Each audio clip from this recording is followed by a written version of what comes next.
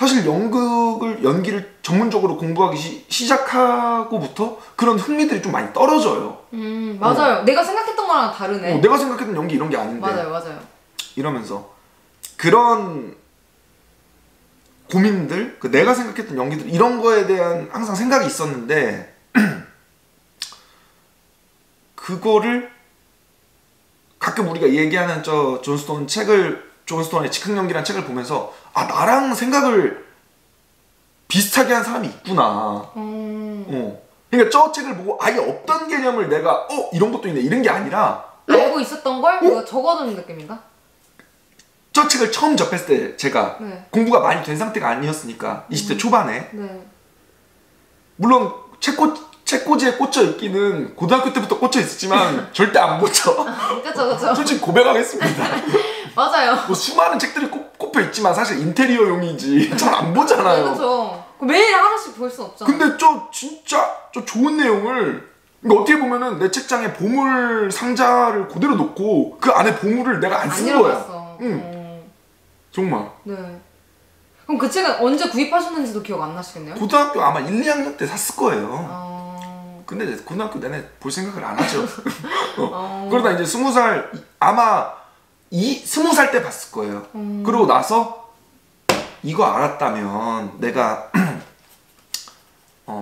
선생님들께 더 질문 드릴 수 있는 것도 많았을 것이고 더 내가 궁금해하던 거에 있어서 더 답을 얻고 내 생각을 체계화했을 수 있는데 그러지 못했던 거죠.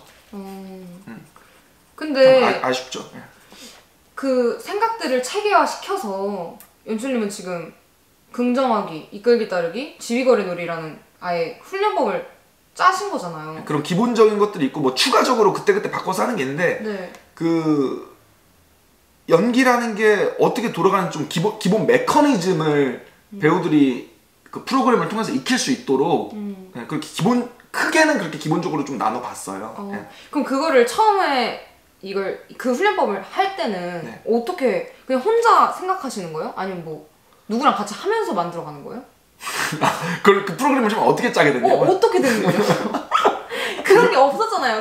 아예 이 세계 인류에 없잖아요. 그러니까 아예 내가 중요하게 생각하는 거는 그러면 내가 우리 최효린 배우님한테 질문 하나 드려야겠다. 네네. 본인 지금 연기 잘 하죠? 물론 앞으로도 더 잘할 거지만. 그쵸. 아직 제가 만족하는 연기의 단계는 아니에요. 그러니까 지금 처음에 우리 최효린 배우님 연기할 때 한번 생각해 봅시다. 고등학교 때부터 처음 연기 시작하셨죠? 네네. 그때. 네. 그때 어때요? 긴장되고 무섭고 뭔가 그냥 그때는 나만 돋보여야겠다는 게 좀 강했어요. 이 연극의 이 앙상블이 중요하지 않고 내가 돋보여야지 이게 좀 더 강했던 것 같아요. 그니까 아니 뭐 그거는 배우라면 다 가지고 있는 생각인데 연기가 잘 되냐고요. 돋보이든 안 돋보이든. 그러니까 더 안 되지. 상대방 말을 안 듣고 나만 돋보이기 위해서 맞아. 막 날라다니는 거예요. 얘는 1을 줬는데 나 혼자 막 110을 모노드라마 뛰어다니고. 그쵸. 네. 많은 배우들이 처음 연기할 때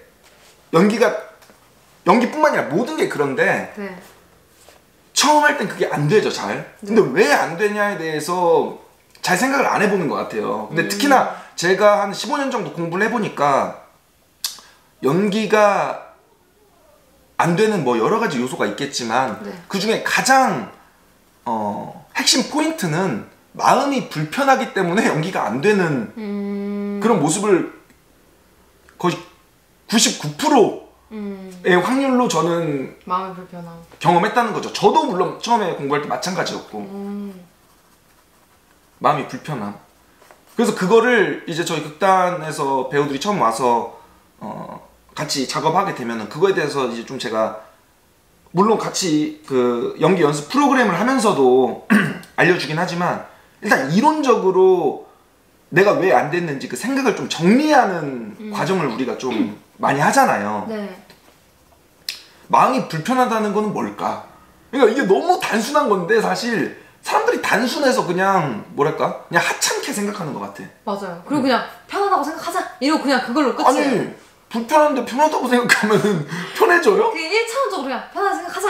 아니 그러니까 이런 거죠. 그게 가능하다면 좋은데 불가능해요. 근데 가능하냐고. 안 가능. 내가 지금 예를 들어서 뭐 돈이 많이 없어요. 난 스테이크를 먹고 싶은데 집에서 김치랑 밥 먹으면서 스테이크라고 생각하자. 생각은 되겠지. 네, 근데 맛은 아니야. 아니 그럴 바에야 차라리 내가 어떻게 하면 스테이크 먹을 수 있을까 그 방법을 찾는 게 빠르지 않아요? 그렇죠. 그러니까.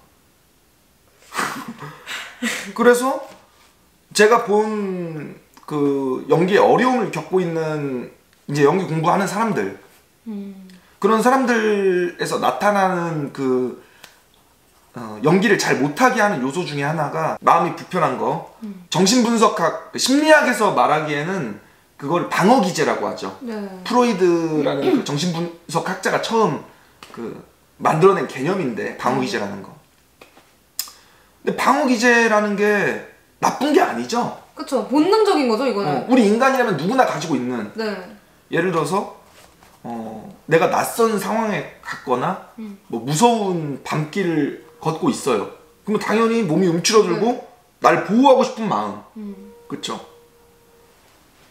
어떤 맹수 앞에서 내가 그 맹수한테 공격당하지 않도록 계속 조심하고 움츠러드는 이런 자연스러운 마음들인데, 그죠? 이런 자연스러운 마음들인데 연기라는 이 상황, 이 가상에 우리가 늘 있지 않죠. 뭐 게임하는 것도 가상이고 TV 보는 것도 가상이고 그렇지만 우리는 가상을 살아가기보다는 일상을 살아가잖아요. 현실 세계. 현실 세계에 익숙하죠. 예를 들어서 집에 내 방에 편안히 있을 때 방어기제가 있어요? 전혀 없어요. 너무 편하고. 네. 그죠? 근데 연기 상황은 일상적인 상황입니까? 낯선 상황입니까? 낯선 상황이죠. 예. 그러니까 낯선 상황에 그러니까 쉽게 말해서 더 쉽게 말했죠. 나 쉽게 말하는 거 좋아하니까. 그러니까 쉽게 말해서 안 하던 짓을 하게 되니까 이게 불편해지고 부자연스럽고 막 우리가 긴장하면 말도 더듬게 되고 몸도 안 움직여지고 이런 거 있잖아요. 네네. 그런 상태가 되는 거죠. 그러면 어떻게 해야 돼? 그러면은 우리가 다 왔어요. 네.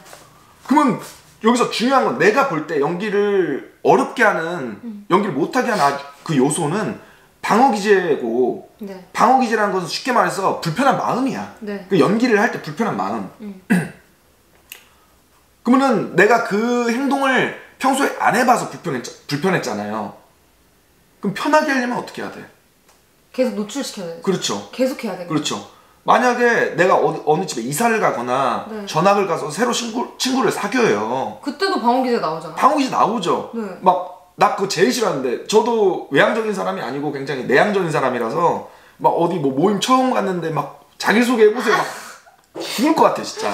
제일 싫어해 내가. 낯서. 그때 전 방어기제가 생기겠어요 안 생기겠어요? 생기겠죠.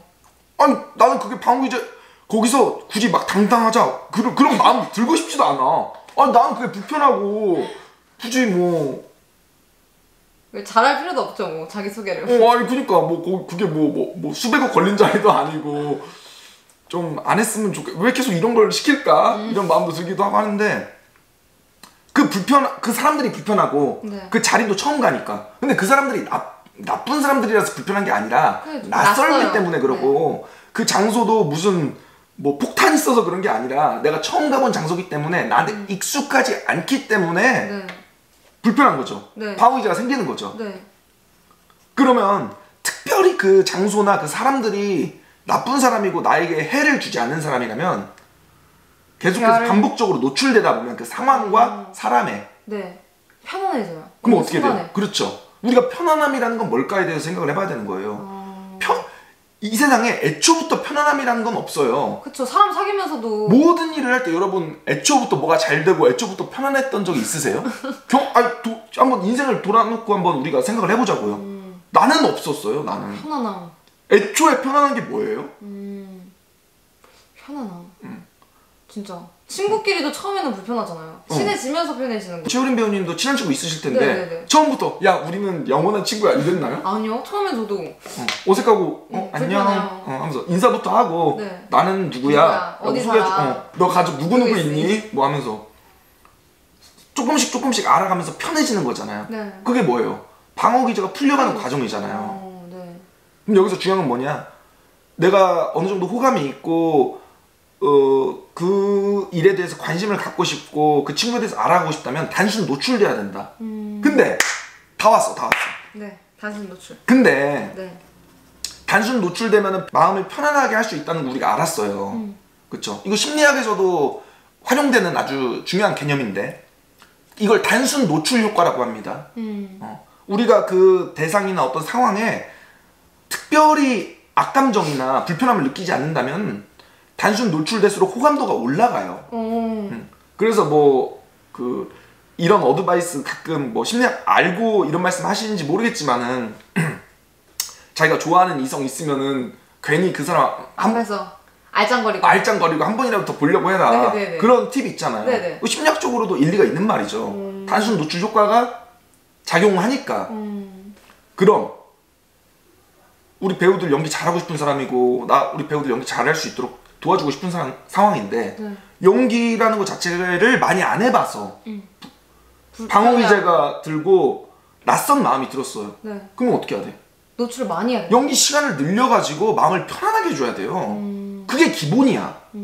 근데 기존에 제가 고등학교 때부터 공부하고 지금까지 봤던 어떤 연기 이 수련 과정 굉장히 짧은 시간 연기하고 주어진 텍스트 안에서 뭐 그거 그 A4용지 예를 들어서 뭐 이거 한 장 딱 읽으면 끝나는 뭐 발음 어디 잘못됐다 뭐 이런 식의 디렉션? 연습을 하다 보니까 연기가 언제 편해져요?